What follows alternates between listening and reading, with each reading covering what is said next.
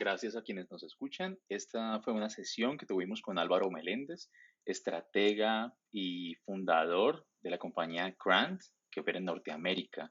Nos acompañó para contarnos un poco sobre un ejercicio que hicieron alrededor de un artículo en la revista Forbes, donde se señalaban a los 50 CMOs más importantes e influyentes del mundo. Ellos tomaron los perfiles de estos 50 CMOs y construyeron una herramienta para entender un poco de qué hablaban en sus perfiles en LinkedIn, cuál era ese nivel de influencia, cuáles eran los temas principales que movieron durante el 2020. Un ejercicio muy interesante de data en el que nos pudimos sumergir y aproximarnos a la perspectiva de Creative Data que Grant y Álvaro y su equipo están llevando adelante. Esto es parte de las charlas que realizamos en APG para retar la disciplina estratégica, llevarla a un nuevo nivel, abrir la oportunidad para discusiones más profundas en nuestra disciplina. Bienvenidos. Les voy a dar un poco de contexto de cómo, obviamente, de cómo llegamos a donde llegamos, de por qué llegamos ahí y de qué es lo que yo entiendo. ¿Qué fue lo más relevante del 2020 para los top 50 CMOs? Les adelanto que lo más importante no fue ni mercadeo, ni ventas, ni tendencias, ni tecnología, ni publicidad, y tampoco fue COVID. Fue algo que para mí es mucho más interesante y que yo denominé simbiosis. Entonces, la simbiosis como tal, ¿qué es? Y es la capacidad de varios organismos de coexistir en algo sostenible en el que se ayudan, ¿no? Entonces, el pececito, este pez payaso, vive con las anémonas y él se esconde ahí y les da comida porque defeca ahí. Entonces, bueno, es algo que bueno, todo el mundo sabe lo que es simbiosis, yo creo. No tengo que explicar mucho. Pero para mí eso fue lo más importante que yo aprendí de este estudio. Entonces, vamos a comenzar por el inicio de qué nos trajo a este momento en el que estamos hoy en día. Entonces, para eso les quiero contar una historia. Hace muchos, muchos años, el tiempo era la diosa más poderosa, la diosa tiempo. Y ella le daba a cada persona exactamente la cantidad de tiempo que necesitaba para lograr lo que tenía que lograr. No más ni menos. Y las personas pues no se preocupaban mucho por el tiempo porque tenían suficiente, siempre tenían suficiente. ¿Por qué tenían suficiente? Porque el tiempo venía de adentro y fluía diferente para cada persona. Entonces ustedes lo han vivido, ¿no? Cuando están haciendo algo que les gusta, el tiempo pasa súper rápido y cuando están haciendo algo que no les gusta tanto, pues el tiempo parece eterno y parece no acabar nunca. Pero el ser humano, curioso como es y ambicioso como es, quiso dominar a esta diosa tiempo. Entonces lo que hizo fue que se inventó una vaina que se llama el reloj. Y con el reloj encadenó a la diosa tiempo y la obligó a trabajar para él.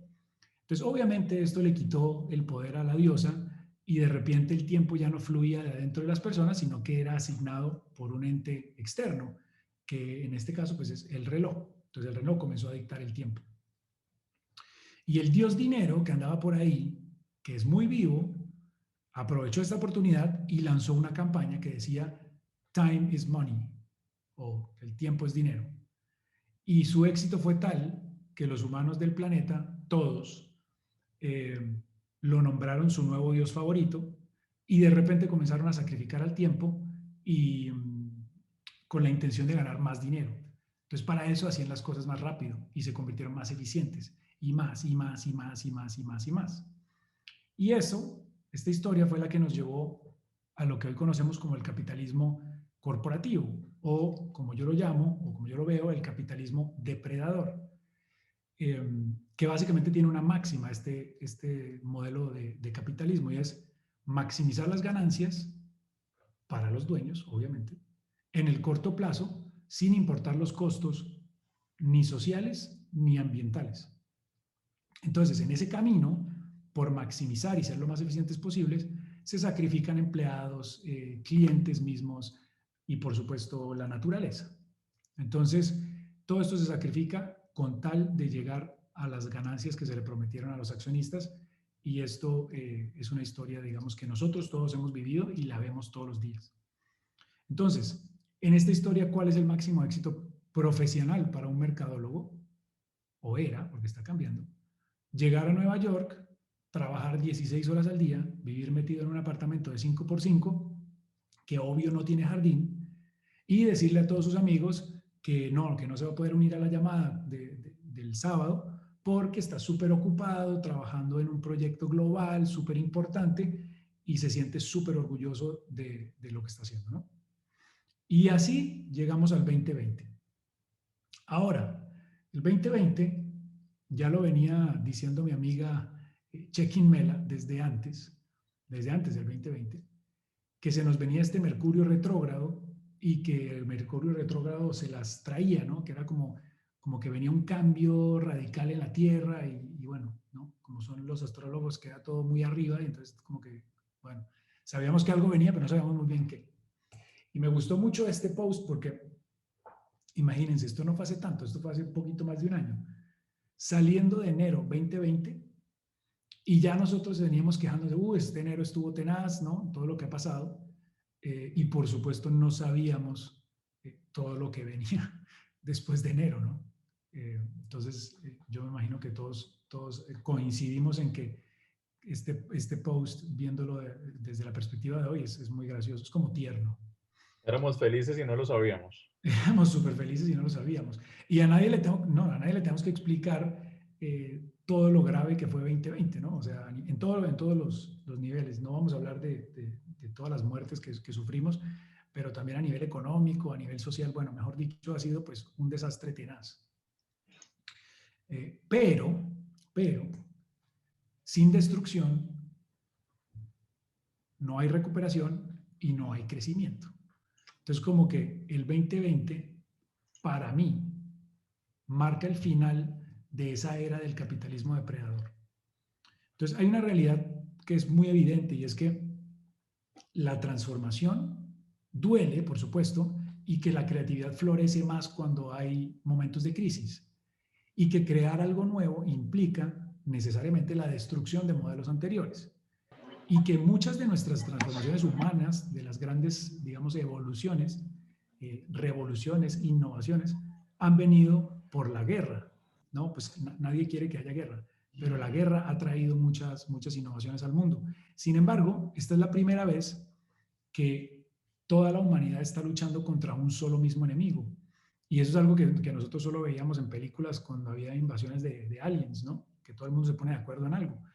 Entonces, en este caso sí nos estamos enfrentando a una fuerza que no habíamos enfrentado nunca y lo estamos haciendo a nivel global. Todos los países están en lo mismo. Todos los países están buscando las soluciones a los mismos problemas, buscando las mismas soluciones.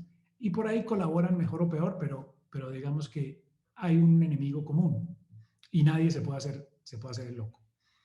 Entonces, el 2020 que hizo, como que no, le pegó durísimo a la mesa, botó todo y la dejó limpia para ver qué pasa. Y obvio, esto es un desastre tenaz. Y nosotros, como mercadólogos, publicistas, planners, creativos o en el área en el que estemos, nos podemos llegar a sentir como pequeños, ¿no? Como inútiles, hasta se podría decir, porque no somos médicos, porque no estamos inventándonos la vacuna, porque no estamos inventando test, porque no estamos en el área logística, no somos los que hacemos el alimento. Entonces nos podemos llegar a sentir como descolados de la solución. Como nosotros no jugamos un rol tan importante aquí, de repente es mejor que nos callemos y miremos lo que está pasando, en el mundo. Entonces aquí les quiero contar otra historia. Hace 70.000 años pasó algo bien interesante que cambió la historia de la Tierra para siempre, que fue que los seres humanos vivimos, o sea, los Homo sapiens, vivimos una revolución cognitiva que nos permitió salir de África y conquistar todo el mundo, ¿no?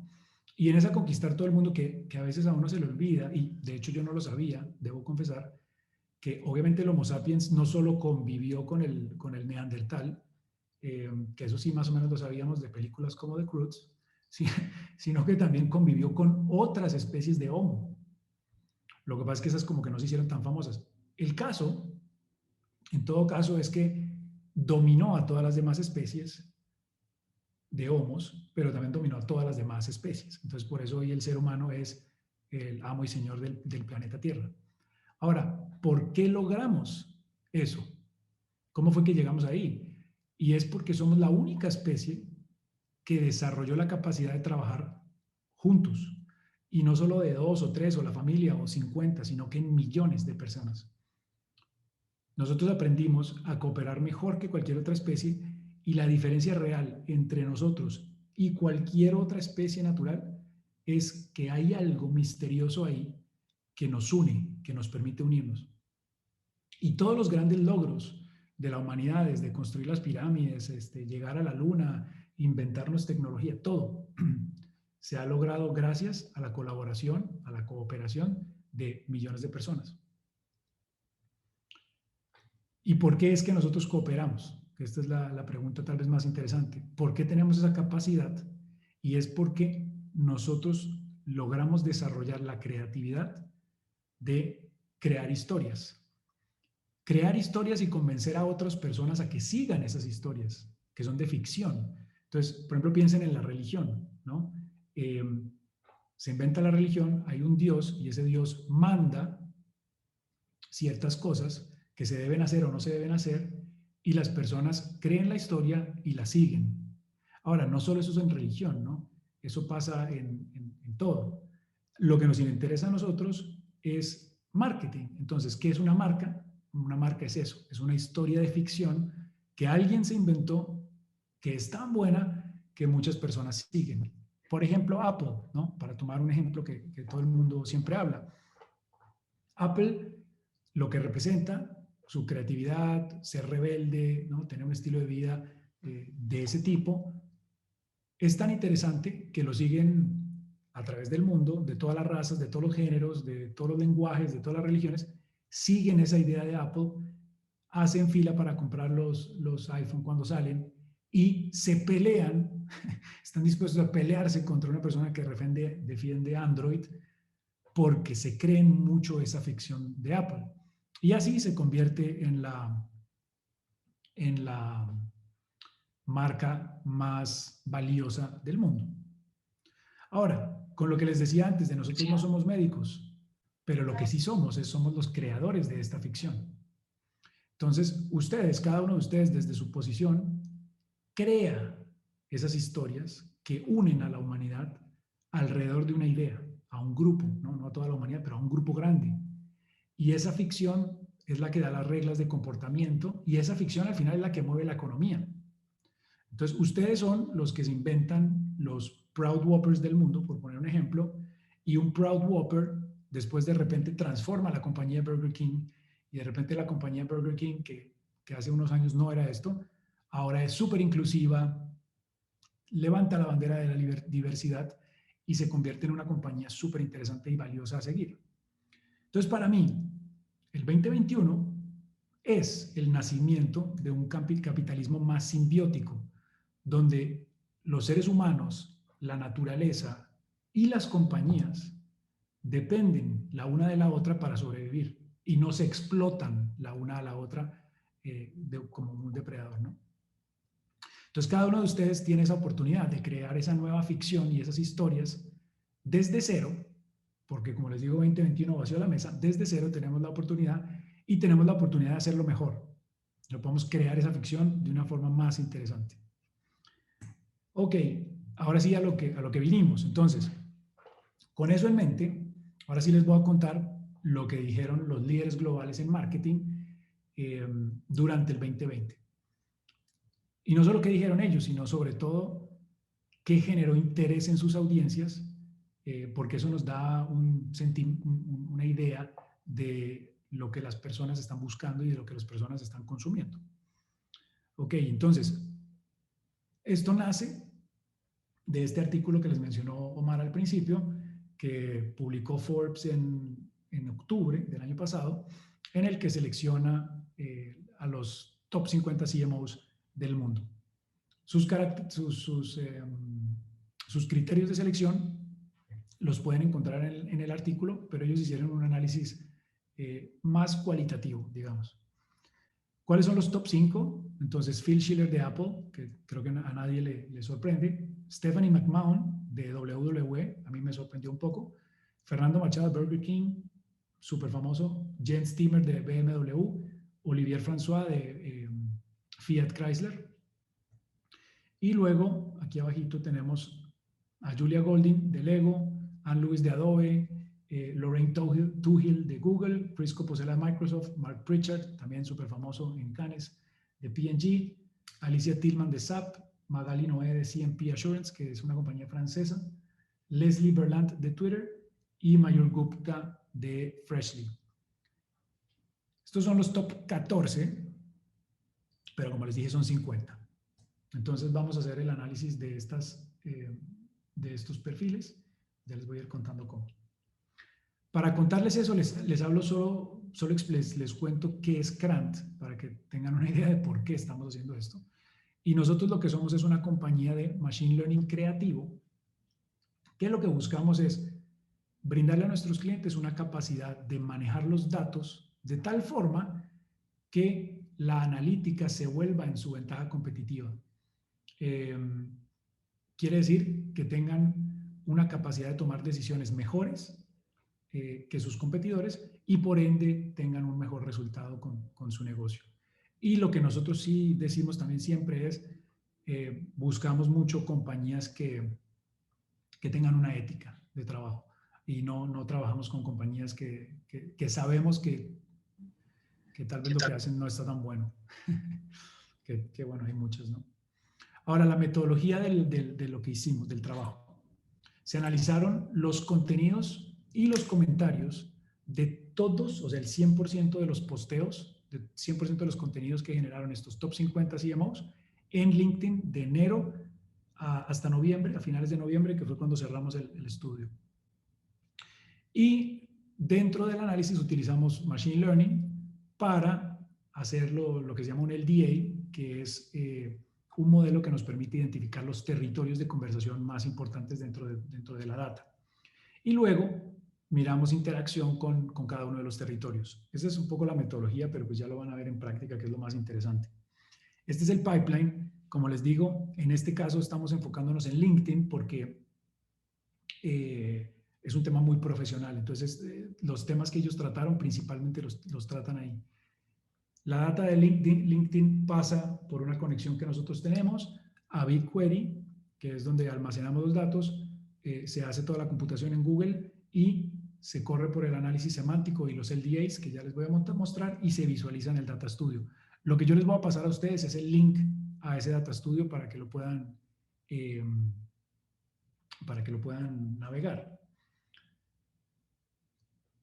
Este es el LDA, entonces no me voy a detener mucho aquí, pero quiero que lo vean. El LDA lo que hace es analizar toda la data y sugerir unos territorios que el modelo de Machine Learning considera son importantes dentro del cuerpo de data. Entonces, esto es lo que hay detrás o debajo del capó, pero lo que nos interesa a nosotros son esos territorios, cuáles son. Entonces, el más grande es uno que llamamos Leading Together, que tiene que ver mucho con el redescubrir ese valor del equipo, que el año pasado fue súper importante. Colaboraciones, la satisfacción y el orgullo de pertenecer a una compañía o a un grupo de personas o a un network o a lo que sea. Y mucho tiene que ver con la cooperación humana que surgió en un tema como la pandemia. El segundo es la transformación creativa, que tiene que ver con tecnología, tiene que ver un poco con transformación digital, pero no es solo eso, sino es la transformación digital, pero utilizando también las capacidades humanas de creatividad que vamos a ver en más detalle. Inclusión y diversidad ha sido un tema súper importante en el mundo en el último año y va a seguirlo siendo. Marketing, creo que todos nos podíamos esperar que esto surgiera aquí. Tiene que ver mucho en casos de estudio que ellos comparten, cómo se mueve la economía, por qué las empresas hacen lo que hacen. Y el último COVID que pues no tal, o sea, recuerden que estamos hablando de los top 50 CMOs, no necesariamente es que estén hablando del COVID per se, pero sí están hablando de cosas que ellos hacen gracias a la pandemia o debido a la pandemia. Campañas, work from home, innovaciones, bueno, todo este tipo de cosas, ¿no? Listo, entonces estos son los 5 territorios. Ahora sí, vámonos al dashboard. Y aquí yo les voy a ir mostrando lo que ustedes van a poder ver cuando accesen y más o menos las secciones que tenemos para que ustedes lo puedan trabajar. Perdón. Entonces, los territorios ya los hablamos, son estos 5. ¿Cuáles de estos territorios fueron los que generaron más interés dentro de las personas? Más interés, ¿qué significa? Que interactuaron con los contenidos relacionados a esos territorios. Entonces aquí podemos ver que el territorio con mayor nivel de interacción promedio fue Leading Together, liderando juntos. El segundo fue marketing. El tercero fue creatividad y transformación, COVID y por último diversidad. Por supuesto, este es el promedio del año. Sin embargo, cada mes fue diferente. Entonces ustedes pueden ir aquí y ver, por ejemplo, cómo fue enero. Entonces en enero, como decía Omar ahorita, en enero éramos felices y no lo sabíamos, pues obviamente COVID todavía no era un tema. Pero si nos vamos por ejemplo, a abril, que ya sabíamos que se venía la pandemia con fuerza, COVID es el territorio más importante de abril. Entonces, esto nos permite, de nuevo, hacer un análisis por mes, por año, de cómo los territorios se fueron moviendo. Lo siguiente que nos interesa es cuáles de esos 50 CMOs fueron los que tuvieron mejor engagement en cada uno de sus posts, en promedio, ¿no? El más exitoso o el más interesante en LinkedIn, el que generó más interacción, fue Fernando Machado, con una ventaja relativamente pequeña sobre Heidi Browning de la NHL, que NHL es la liga de hockey. Y después está Dara Treseder de pelotón. ¿Qué me parece interesante aquí? Que ya dentro del top 3 vemos dos mujeres CMO teniendo un interés por parte de sus audiencias súper grandes. Ahora, esto es en general, ¿no? Entonces ustedes también pueden decir, bueno, pero ¿cuál fue el CMO más interesante o que dominó más el territorio, por ejemplo, digamos, de inclusión y diversidad? Entonces ahí ya vamos a ver que fue Heidi Browning, después Antonio Lucio de Facebook y después Dara Treseder. O, qué sé yo, qué pasó en Leading Together. Entonces aquí ya van a ver que ese es más de Fernando Machado, de Ravi Santanaman, que es un banco hindú. O qué pasó en Creative Transformation. Entonces aquí lo pueden ver, que ese fue más de Antonio Lucio, que habló mucho de Facebook, perdón, de transformación creativa. Por cierto, muchos de estos CMOs ya no están en la compañía en la que estaban el año pasado cuando se hizo el estudio. Entonces, por ejemplo, Antonio Lucio ya no está en Facebook y hay varios que cambiaron, como Mayur Gupta, que tampoco ya está en Freshly. Pero bueno, eso solo para que lo sepan por si les surge la pregunta. Ahora, una vez analizado esto, ¿cierto? Ya queremos entrar un poco más en detalle, entonces ver, bueno, pero ¿cuáles fueron los posteos específicos? ¿Cuáles fueron esos contenidos que generaron ese interés de las personas? Entonces aquí lo que van a ver es una lista de todos los contenidos que publicaron estas personas. Aquí está el contenido del posteo, la compañía de la persona, el nombre del CMO, el engagement score, que el engagement score es un cálculo que toma en cuenta la cantidad y el valor de los comentarios con respecto a qué tipo de sentimiento tenía el comentario, si es bueno o es malo, que en LinkedIn generalmente las personas no dicen cosas como groserías, como en Twitter sí. Entonces, el posteo más importante del año, pero por mucho, fíjense que aquí tienen casi 100,000 de engagement score versus el segundo que tiene apenas 30,000, fue este, que también ustedes le pican ahí y él los va a llevar al posteo, que fue la historia de Burger King Francia, cuando ellos invitaron a las personas a pedir de otras cadenas de comida rápida, ¿no? Seguramente ustedes lo vieron, se hizo bastante famoso, después lo replicaron alrededor del mundo, pero por ejemplo este posteo, fíjense que tiene 70,000 interacciones aquí y 1,400 comentarios, o sea, este fue el posteo de mayor éxito. Y así podemos ver todos los posteos en orden, digamos, de interacción. Y podemos también filtrar por territorio. Entonces podemos ver solo los posteos relacionados a COVID o solo los posteos relacionados a inclusión y diversity, etcétera, ¿no? Entonces, esto se los dejo ahí para que lo puedan ver.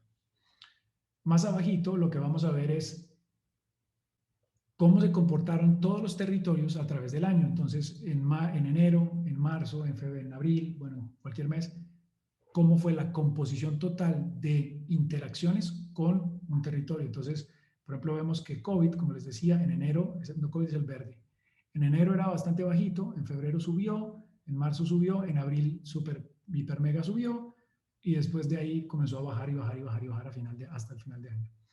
Y Living Together, por ejemplo, se mantuvo bastante estable como el territorio más interesante. Aquí, si tienen las dudas de, bueno, pero a nivel de interacción, ya lo sé, pero cómo estuvo a nivel de volumen, qué tantos posteos se generaron con respecto a un tema. Y ojo que no son excluyentes, puede ser que un posteo, de hecho nos va a pasar, que hay un posteo que tal vez tiene que ver con COVID, pero también tiene que ver con liderazgo o también tiene que ver con transformación creativa. Entonces, aquí pueden ver el enganche por territorio en cada uno de los meses y aquí pueden ver el posteo, el volumen de posteos por cada uno de los meses. Como les digo, va hasta noviembre. Si se quieren enfocar en una fecha específica, pues filtran ahí en cada una de las áreas el mes que quieren. Y aquí abajo viene el top post según su nivel de interacción por mes. Entonces podemos ver cuál fue el top post de enero, de febrero, de marzo, de abril, de todo esto.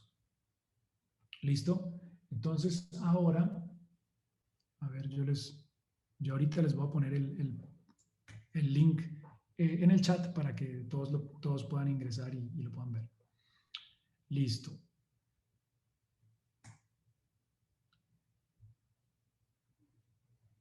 Entonces, más allá de lo que vimos acá y que yo les he venido contando de cómo yo creo que el mercadeo está cambiando gracias a lo que podemos aprender digamos, del contenido que están generando estos CMOs, yo quiero mostrarles las razones que yo tengo para creer en que esto de verdad está pasando. Entonces, una, que ahí me dirán si lo han visto, pero es Bridgerton, ¿no?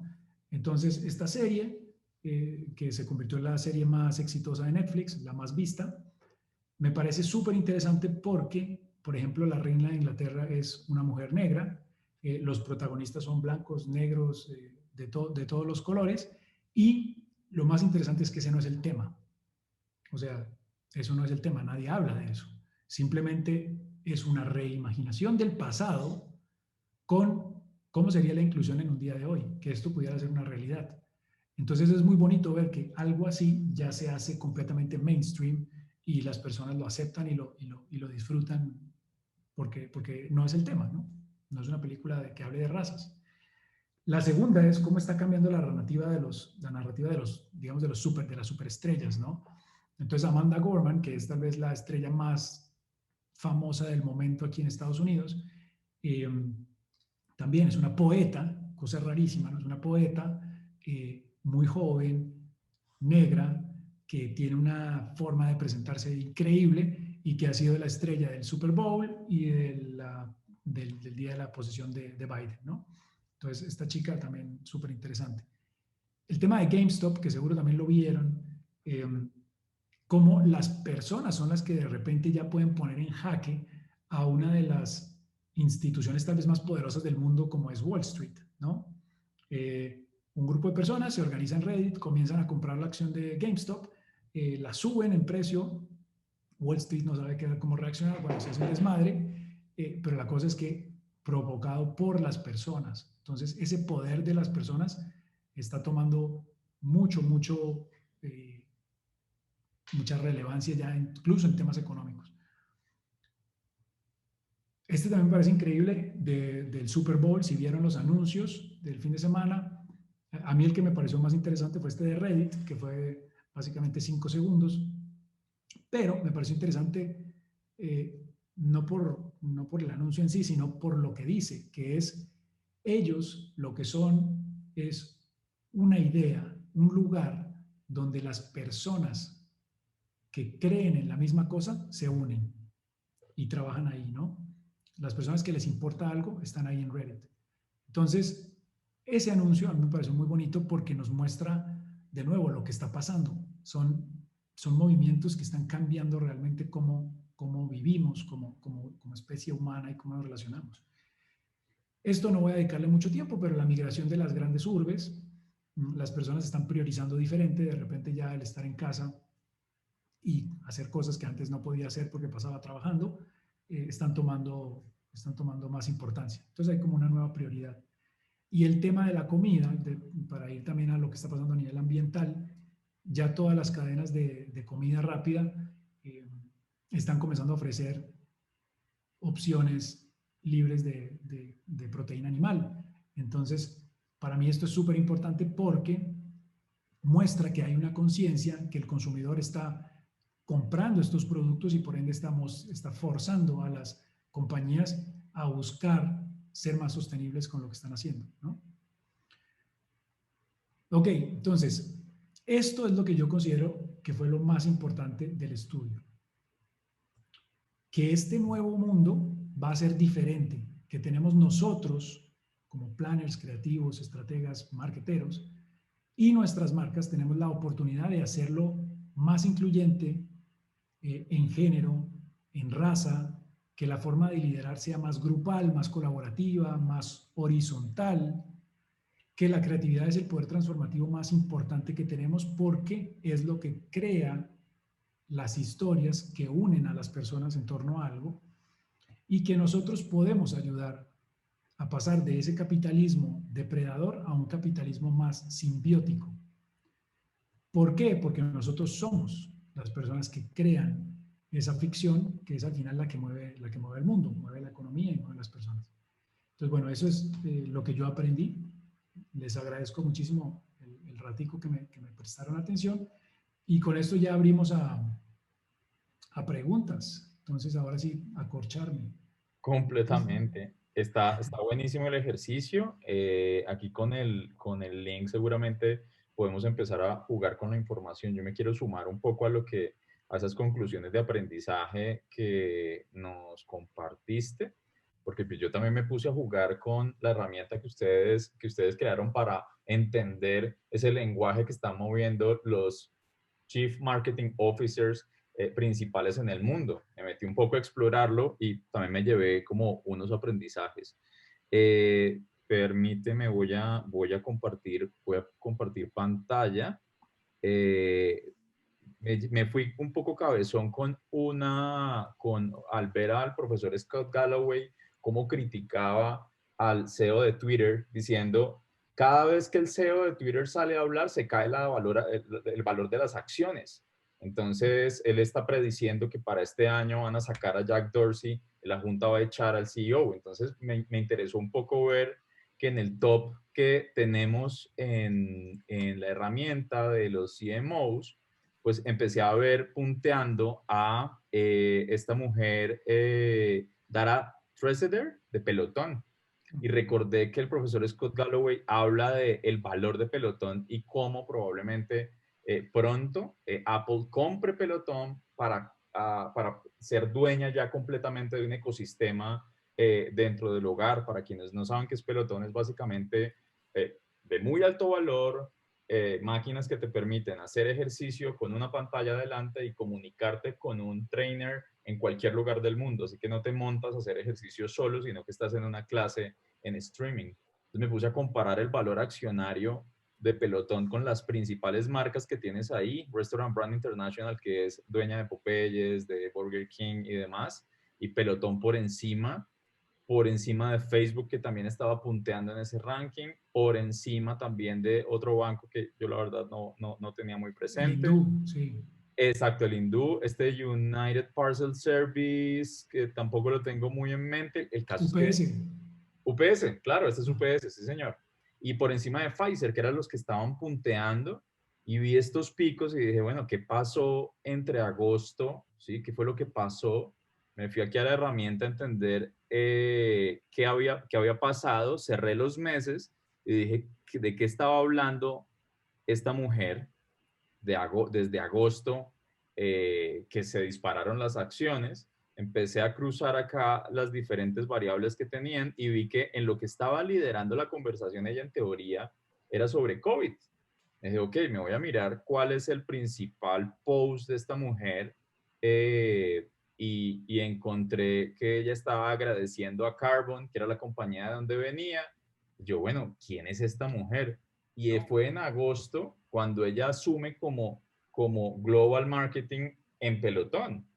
Entonces, aquí hay una duplicidad, claro, se jala lo que en el eje que ustedes tienen construido de inclusión y diversidad, ya lo tiene imbuido porque ella representa eso y no tiene que estarlo recordando, sino estar hablando del reto de COVID y este movimiento más humanista como es evidente que los CMOs están transmitiendo en sus redes, pues se adhieren a una líder como ella. Pero me interesó muchísimo el tema y creo que es parte de lo que se puede, de conclusiones o historias que pueden salir a partir del uso de esta data.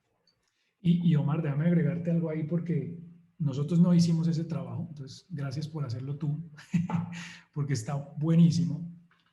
Pero lo que sí vemos es que cada vez más la marca personal de los altos ejecutivos, CEO, CMO, la de recursos humanos o el de recursos humanos, ¿no? Dependiendo de la industria, pues cada vez más influye directamente en el valor de la marca como tal. Vos lo acabas de demostrar ahí en Pelotón. Lo mismo pasó con Netflix, que contrataron a una CMO mujer negra y fue como súper escandaloso porque algún vivo en medios como que más o menos la criticó y que no estaba lista y no sé qué, y se le fueron encima y bueno, el valor de Netflix sube. Entonces, por eso te digo que es muy interesante el valor que tenemos nosotros como personas ya dentro de las marcas, ¿no? Entonces, cada uno de ustedes pues es un líder de opinión dentro de un grupo, sea su equipo, sea su compañía, sea su país, sea el mundo, dependiendo del tamaño que tengan, pero eso es súper importante y yo también lo rescato de acá, que las personas, o sea, ya los consumidores no solo se fijan en pelotón, sino en qué es pelotón, quién es el CEO, qué es lo que están haciendo. ¿Es verdad eso de inclusión o es puro cuento? ¿Este tipo es un tipo pilo o es un tipo que va a explotar a la sociedad y entonces yo no lo quiero apoyar? ¿No? Eso es lo que está pasando. Entonces, antes las personas no tenían la herramienta y ahora sí. Entonces yo creo que es súper bueno el punto que agregas. Sí, en relación al tema, hemos visto particularmente que ya no se trata de ese boom que vimos en la última década de poner la marca en boca de otro, en los famosos influenciadores, sino que cada vez más el rol del directivo, independientemente si la línea es marketing, el rol del directivo es representar esa voz de la organización. Pero estos nuevos personajes de alguna manera se convierten como en sí influencers. Entonces su labor no es solamente llevar las comunicaciones o llevar la línea directiva o financiera de una organización, sino que representan los valores de la organización. Yo creo que las compañías van a empezar a tomar muy en cuenta no solamente la línea de éxitos empresariales que pueda tener alguien para que sea un directivo, sino también la capacidad que tiene de mover opinión pública y también de enfrentarse a la opinión pública en representación de su compañía. Como que va a ser pienso yo que el influencer de más alto valor que puede tener una organización, empezando por el CMO. De hecho, esto lo hicimos con CMOs y es público, ¿no? Por eso todos ustedes tienen acceso. Pero, por ejemplo, uno de nuestros clientes de MedTech, ellos tienen pues nosotros les hicimos una herramienta para digamos, como de brand tracking, ¿no? Para ver la marca como tal, pero ellos también nos pidieron, no, tenemos que hacer una de CEOs. Entonces yo quiero comparar a mi CEO contra todos los demás CEOs de la categoría y ver cómo esa persona influencia mi marca y qué podemos aprender de lo que está haciendo el otro CEO, ¿no? Entonces, como que, y lo digo porque ustedes que trabajan en marketing, de repente pueden llevar eso a sus clientes, como decirle, venga, no solo fijémonos en la marca, resulta que hay un montón de marcas personales que tenemos que trabajar para el éxito de su marca corporativa, ¿no? Por aquí nos pregunta Roberto que si vamos a seguir haciendo el proceso con los CMOs. Se puede, digamos, Roberto, gracias por la pregunta. Sí se puede seguir haciendo con CMOs, pero la verdad es que esto lo hicimos nosotros por sapos, para usar la palabra colombiana. Eh, Esto lo hicimos porque nos interesó. Puede ser que el próximo año lo volvamos a hacer con CMOs, pero se puede hacer con CEOs.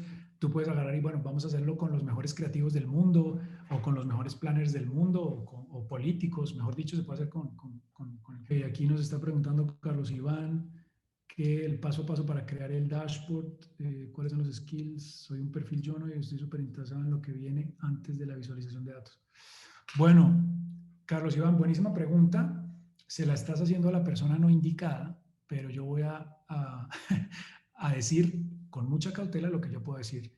De hecho, no sé si Mauricio está conectado, porque Mauricio fue el que hizo el dashboard de realidad y él es el gato en esto. Sí, ¿Cómo acá estás? estoy. Si quieres, toma vos esa pregunta. Sí, seguro, con gusto. Gracias a todos por estar y súper la presentación. Gracias, Omar. Sí, el protocolo de adquirir la data y transformarla es importante y es en realidad donde está el 80% del trabajo del dashboard. Obviamente después viene el análisis que puede durar lo que quieras. Pero para trabajar la data se tiene que adquirir primero, que es un proceso un poco complicado cuando viene a LinkedIn.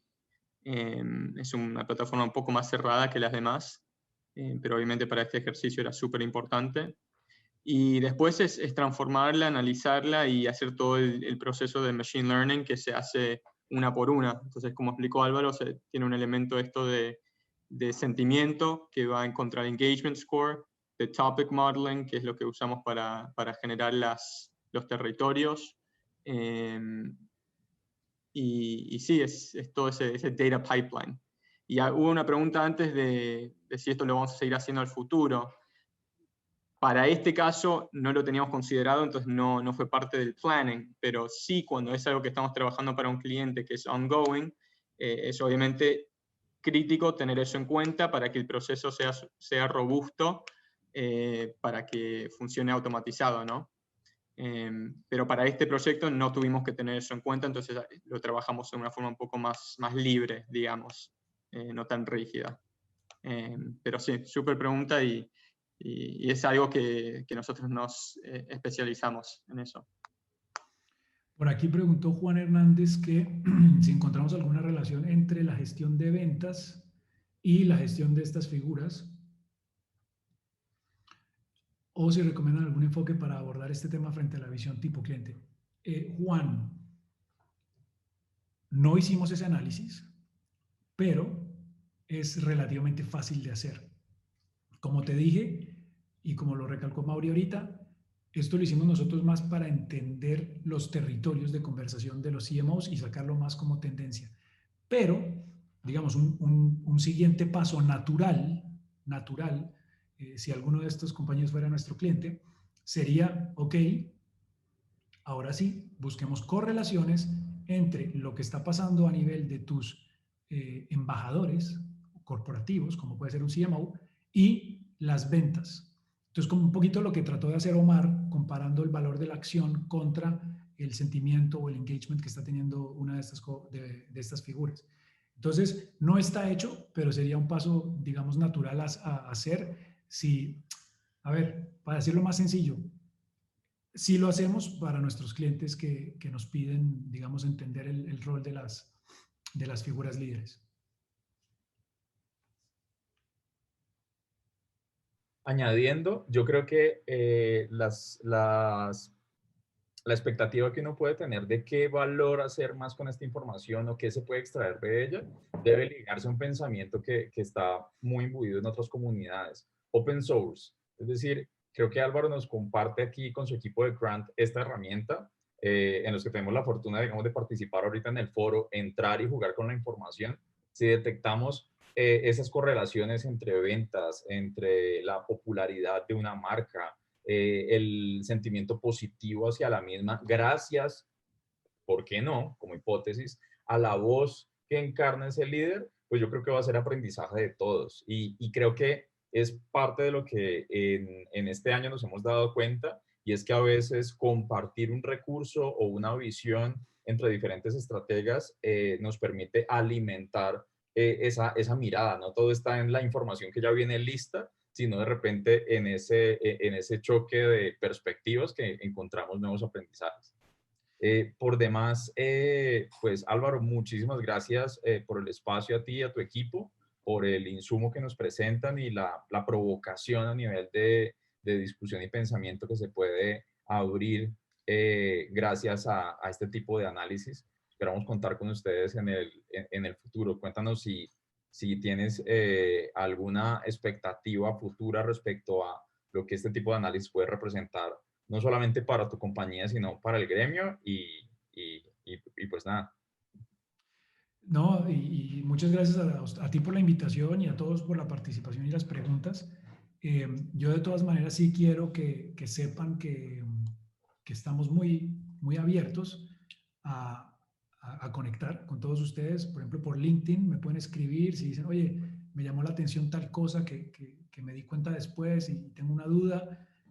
Nosotros estamos muy abiertos a seguirlo comenzando porque nos gusta el tema. Con respecto a lo que sigue, lo que les decía, ¿no? O sea, cada vez más todas las compañías de todas las áreas están entendiendo que esto es importante. Entonces, ¿qué pasa? Por ejemplo, tú dices, no, yo tengo mi programa de responsabilidad social y de inclusión como compañía. Y es súper importante porque yo patrocino no sé qué fundación y hago no sé cuánto y tengo esto. ¿Ok? ¿Y cuál es el impacto que estás teniendo eso afuera? Y ahí, grillos, nadie te va a saber responder nada. No solo en Latinoamérica, sino en el mundo.